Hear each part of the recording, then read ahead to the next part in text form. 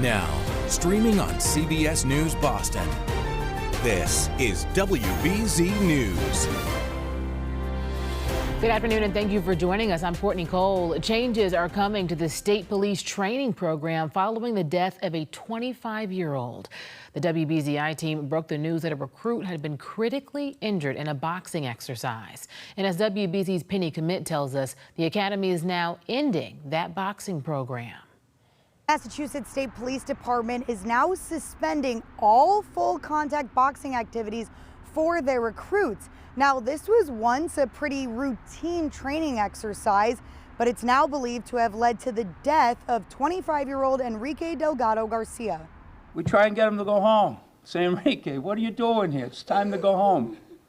And he said, no, Mr. Early, I'll be leaving soon. I got a few things I still need to do. Beloved MSP recruit Enrique Delgado Garcia died September 13th after WBZI team sources confirm he was injured during a boxing exercise. Enrique was allegedly knocked out for 10 minutes before he was taken to the hospital where he later died. Now MSP is changing their training strategies. You are in an environment where it's a boxing contest, and at that time you're defending yourself as well as you're being offensively minded. State police announced that they will now be suspending all full contact boxing exercises for trainees.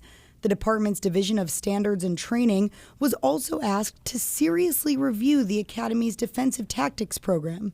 Todd McGee was an instructor and coordinator of the program for about 10 years. He says this tragedy never should have happened. The instruction certainly shouldn't be to go and knock your fellow trainees' head off their shoulders. That's not the objective. The Worcester District Attorney did promise a full investigation into this situation, but it's unclear exactly who will take over this case.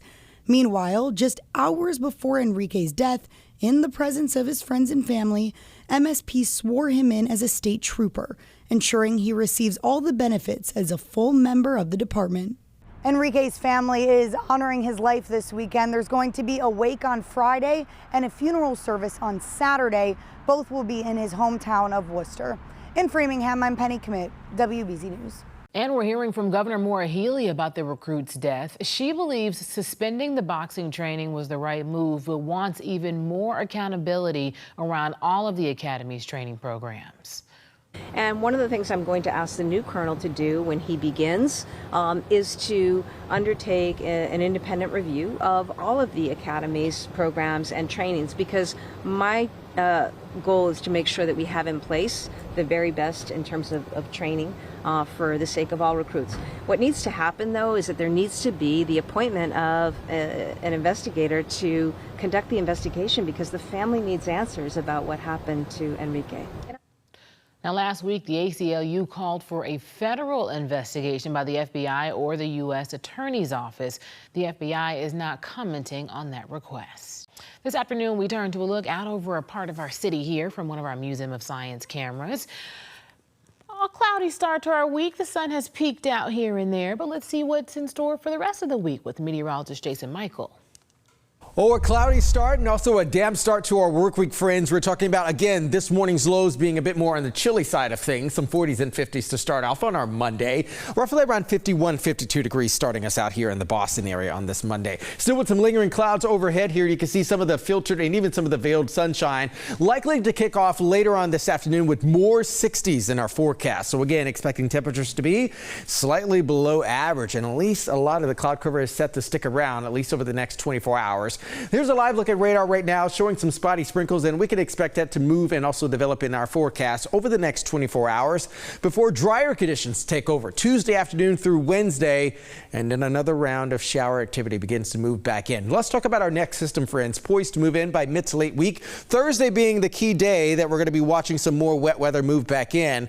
But as we get into the weekend, a little bit of a warm-up is going to be on tap along with some dry conditions. We'll talk about the weekend outlook for your weekend for the first full weekend of the fall season coming up in the full forecast. A driver and 2 passengers are expected to be okay this afternoon after police say they crashed into the Kingston fire station. Now, police say just after 1 o'clock this morning, a caller reported that 3 people were threatening to assault them. When police went to investigate, that's when they found the car and the people and tried to pull them over. That's when officers say the suspect's vehicle took off and shortly after crashed into the fire station. Come take a look at this here. Crews were inside at the time. The crash caused a fire inside the station and a fire on the telephone pole outside. Everyone is expected to be okay, though, even though you can see it was quite a scene here. The driver and passengers were taken into police custody. Also in Kingston, someone broke into the Silver Lake Youth Football concession stand. The program's board of directors says almost $1,000 of merchandise was stolen. For now, the stand is relying on donations to help feed players. Silver Lake Youth Football is a nonprofit providing a program for more than 200 kids from Kingston, Plimpton, and Halifax. So anyone with information is asked to call police. A man is now facing 16 charges after Weymouth police say he nearly ran down officers. Okay, so this is video that shows some of what happened. So you'll see a car speed in reverse right here and crash into a Weymouth police cruiser. Police say Joseph Jeff did this 3 times before driving out of the parking lot and leading police on a chase towards Route 3. Now, the chase only ended when the suspect's car crashed into a tree. Prosecutors say police were called to a laundromat because the suspect was yelling and smashing machines.